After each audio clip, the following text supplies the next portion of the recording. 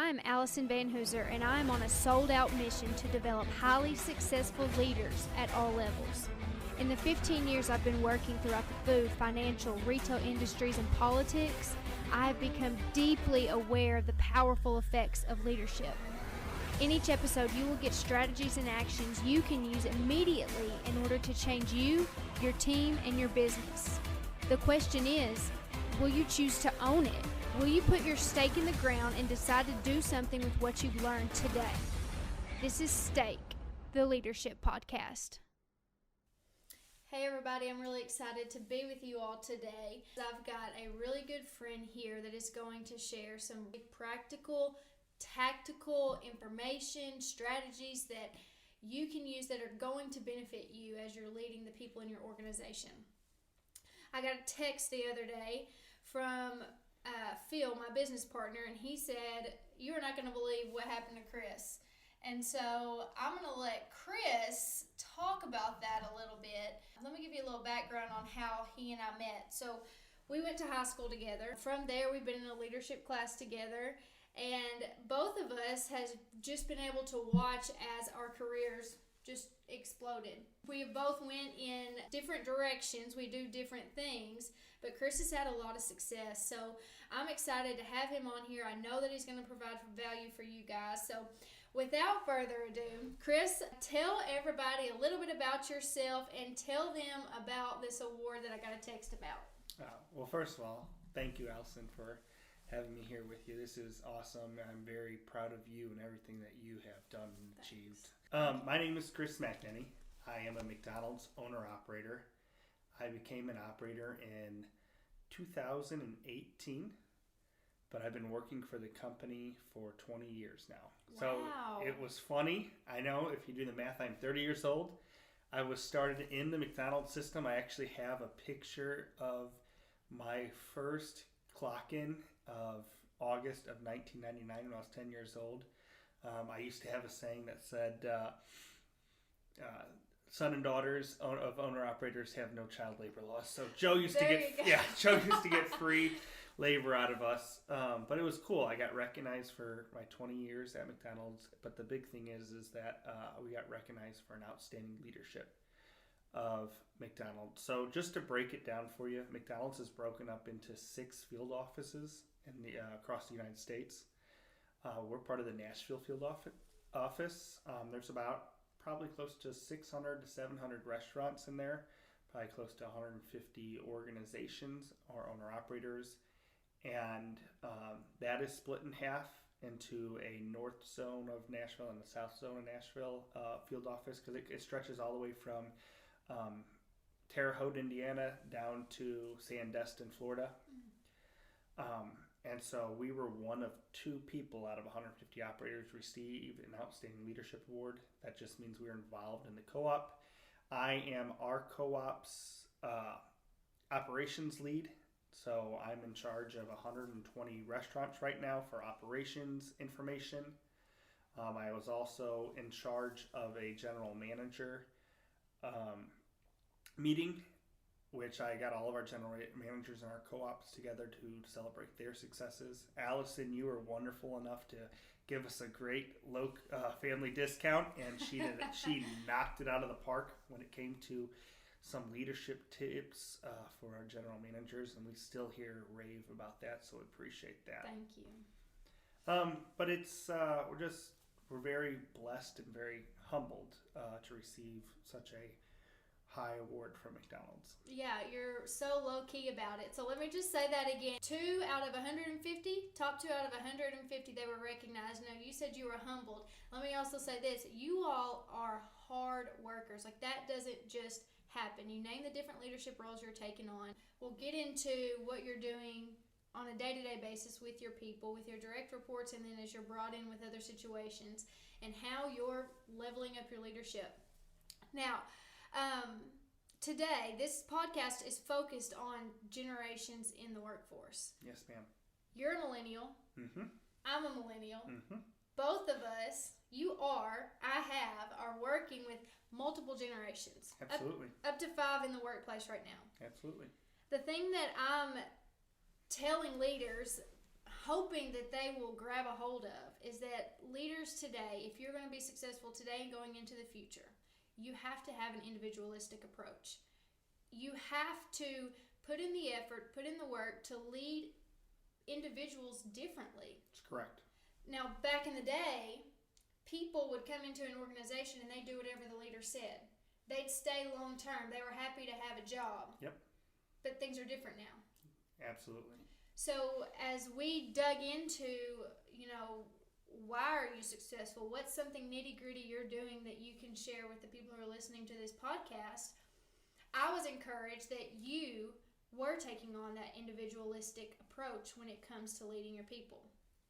Now, there's a theory that we're going to talk about that Chris knows about, but Chris, it's not just something he knows, it's something he uses.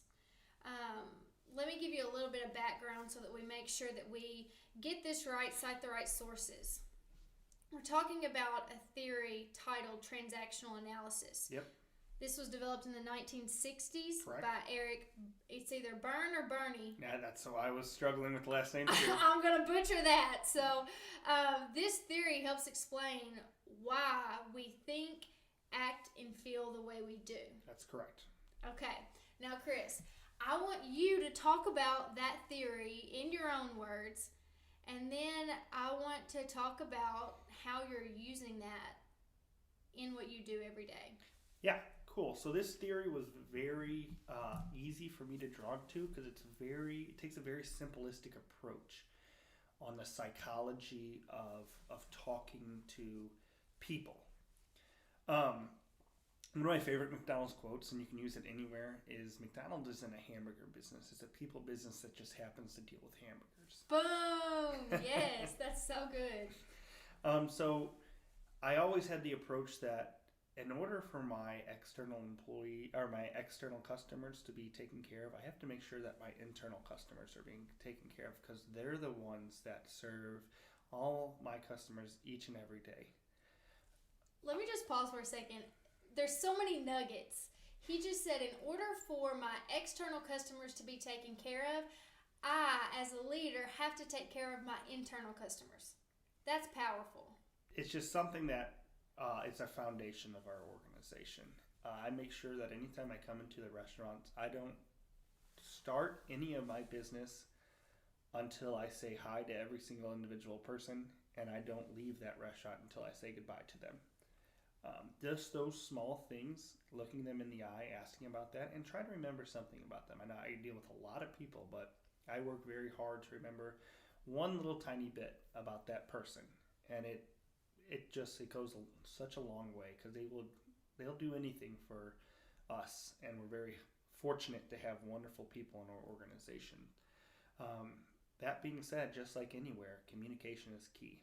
Absolutely. And so going back to this theory, that has really helped our communication. This will talk about different psychologies of communication. There are three of them. There's the parent ego state, there is the adult ego state, and there's the child ego state. So let me break down the theory. So I like to start with what I say PAC. So let's say that if me and you were having a conversation and we don't quite agree on something and we are having to have a mediator come and sit between us. Their job as a mediator is trying to find the facts, take any emotions out of it, and trying to make sure we come out with a reasonable end. And that's what this theory helps with. So if you have someone who is a manager and someone who might be a crew and they're having this conversation, this is how I like to take the approach.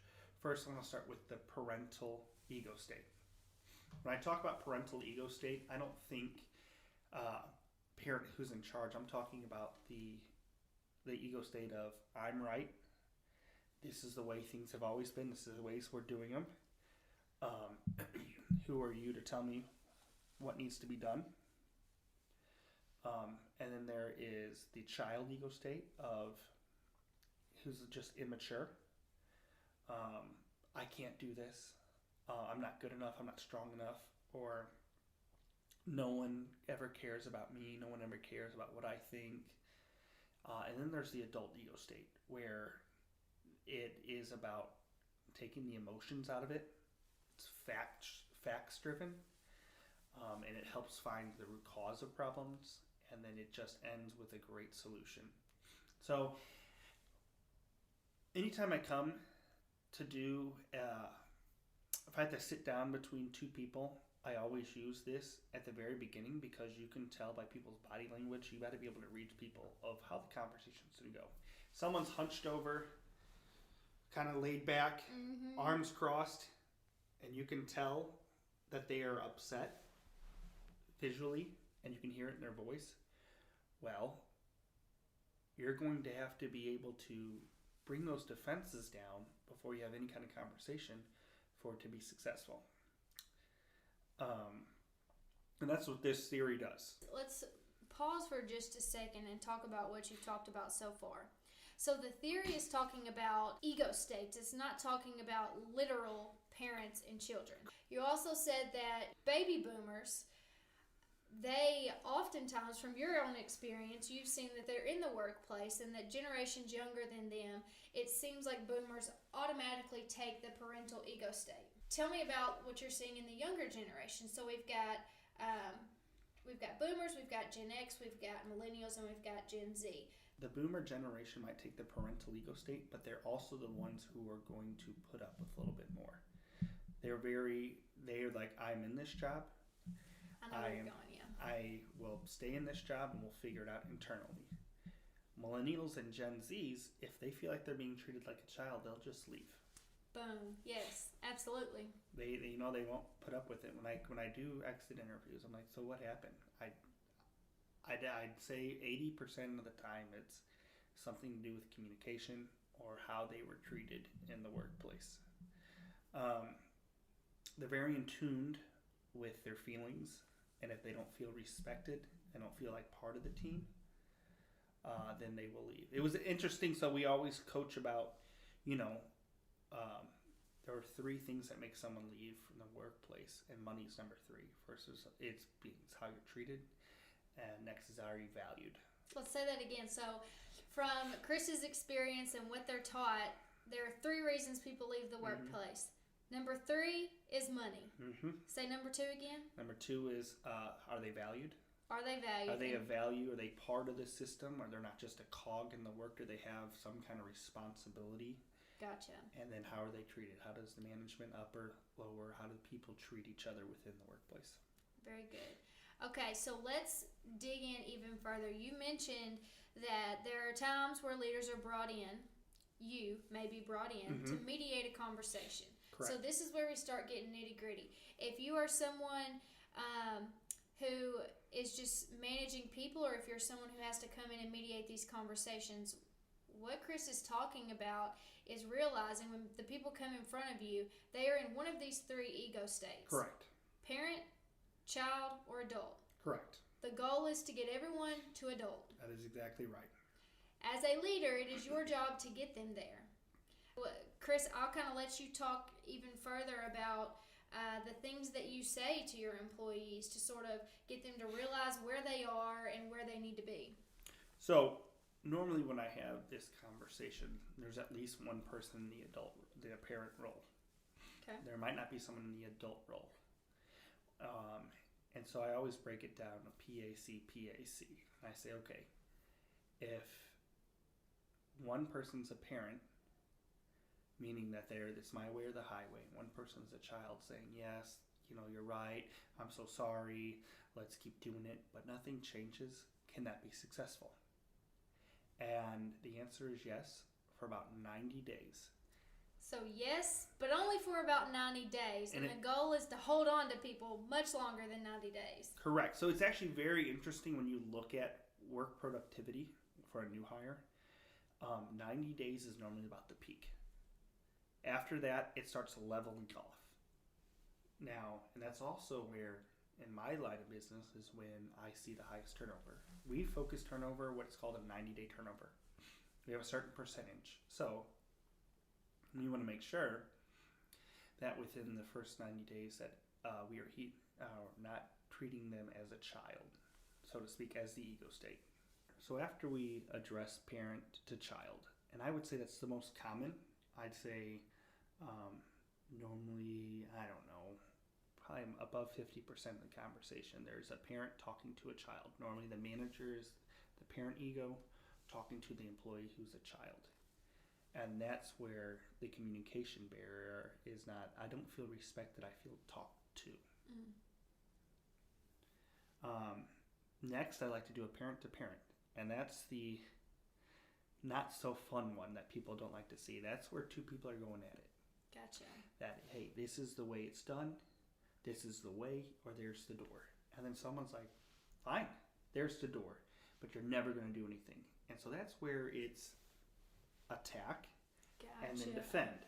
Attack, and then defend. So they're just worried about not what's being said, but people are listening to come back and not listening to what's being said. Very good. People are when it's parent to parent, you've got people listening to come back, to clap back, to dig in at somebody, not listening to learn or to figure out a solution. Exactly. And so the next communication is, what if the manager takes a child approach? And by that I mean they're more worried about being liked. They're more worried about is everyone okay, than holding a standard. Now believe me, there is power in both. You have to be the even keeled. You've got to learn that. But if you have the child approach, are you okay? Is everything going to be okay? I know it's busy today, but just please try. I know we ask so much about you. Right.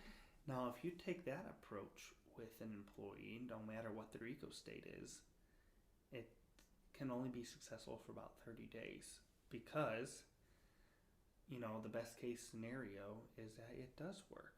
But it's very rare because you'll find that one person who pushes the limits, and then pretty soon the fox is running the hen house. Gotcha, yeah.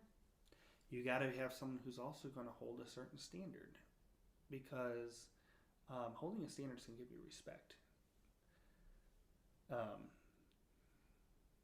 I always think the funny quote of Michael Scott that says, "Would I rather be feared or loved?" Because he goes, both. I always want people to be afraid of how much they love me. But it's just a dig on everyday management. It's so funny because I see both of them of people are going to listen to what I have to say because I'm the manager and we're going to do it this way. Or of, I just want everyone to like us. We want to make a great work environment. And the answer is somewhere in between. Right, it's the balance. And that's the adult. Everything is facts-driven, goal-oriented, and it's not so much black and white because that's not how the world is, but try to take as much emotion out of it. So, child talking to a parent, a child manager to a parent, the fox is going to run the hen house. A child talking to a child will just end up just chaos. Yes. You're not going to have anyone in charge of the business, and the business will go under. So you can see as Chris is talking about this, parent to child doesn't work. Parent to parent doesn't work.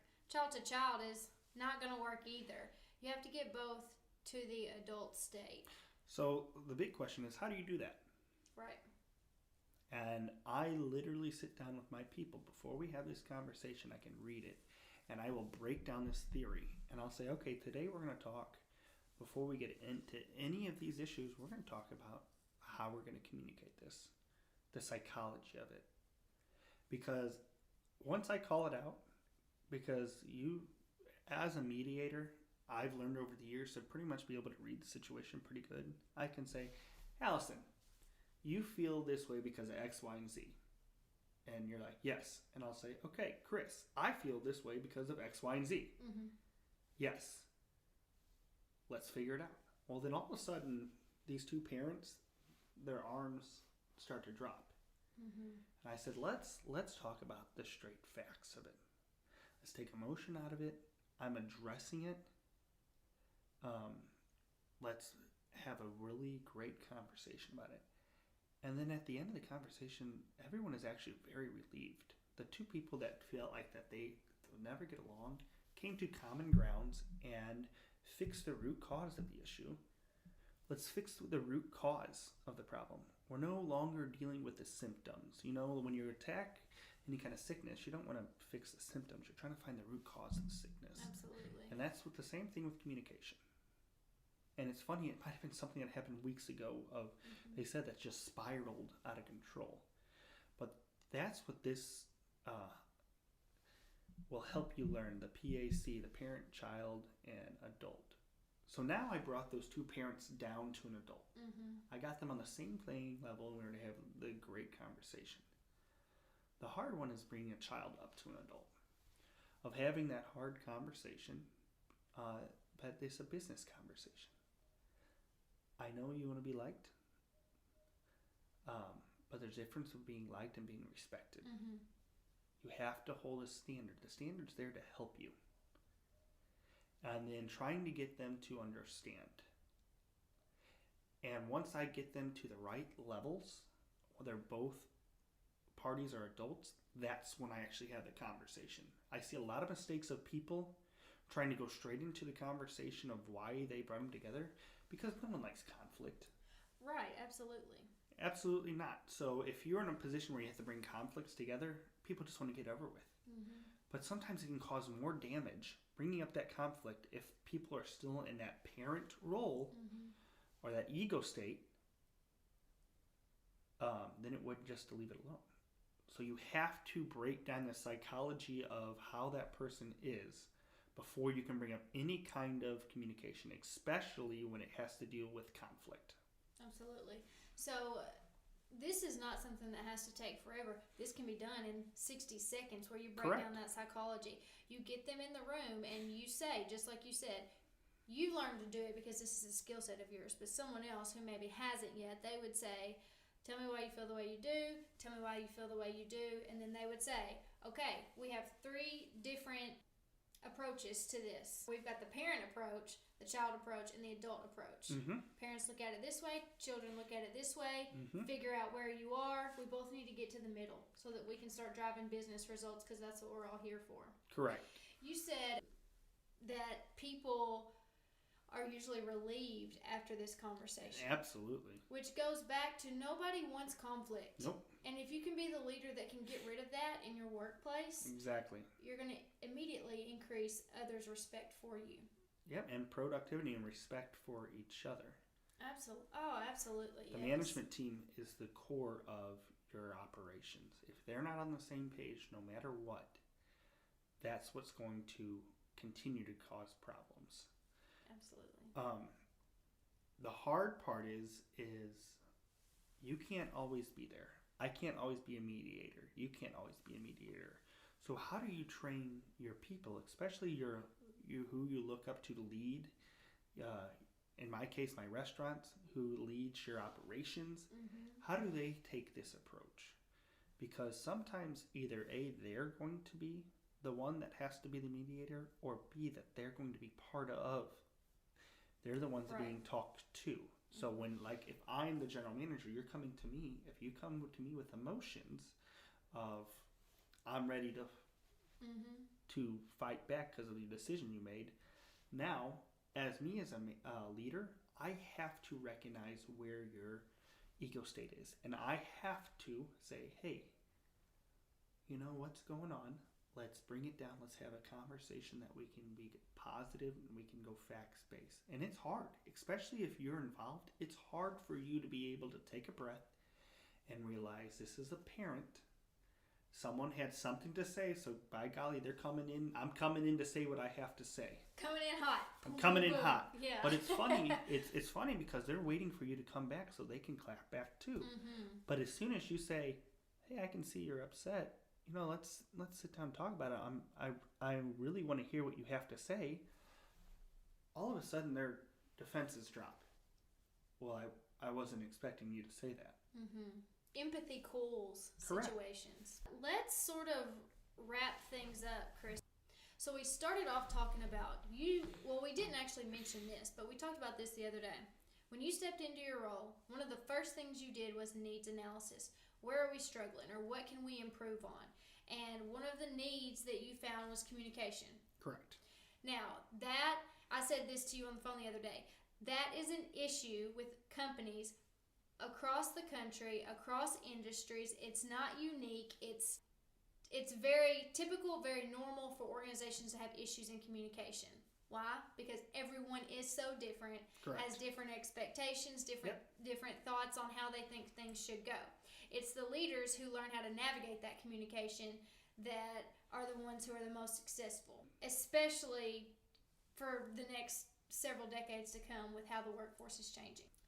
We talked about the theory that you use, the transactional analysis theory of parent, adult, child ego states, and how that helps you both navigate your own communication, but also the communication between those you're supervising. We talked about if, as leaders, when you have to mediate conversations, looking at the people in the room and figuring out where they are, and then bringing everybody either down to or up to the adult state. Correct. But then we talked about the thing that I'm really passionate about, especially as someone who's focused on leadership, is leading yourself well. Yep.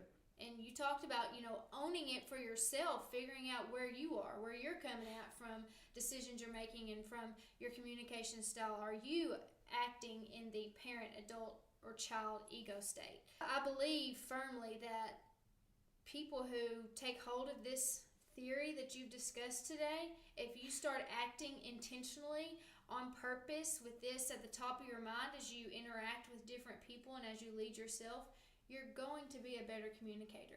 Correct. How could you not? Exactly. And this theory, I said the other day, it's so simple. Everybody can understand the difference between a parent and a child.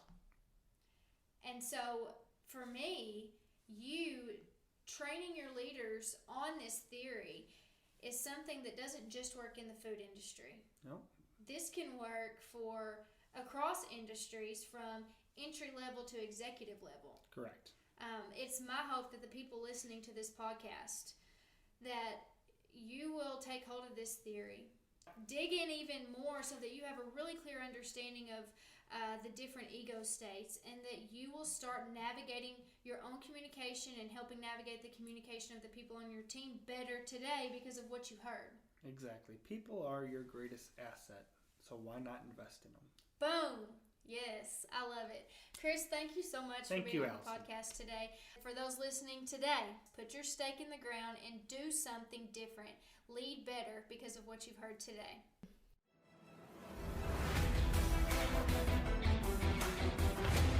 Thank you so much for tuning in today. For the links to everything mentioned in this episode, check out the show notes. And if you'd like more practical, tactical leadership development content, go to www.vanhooser.com for my weekly blog and all the links to my social media channels. If it makes sense to start improving the leadership skills of your managers and supervisors, let's talk about training options for your team. Email me at allison@vanhooser.com.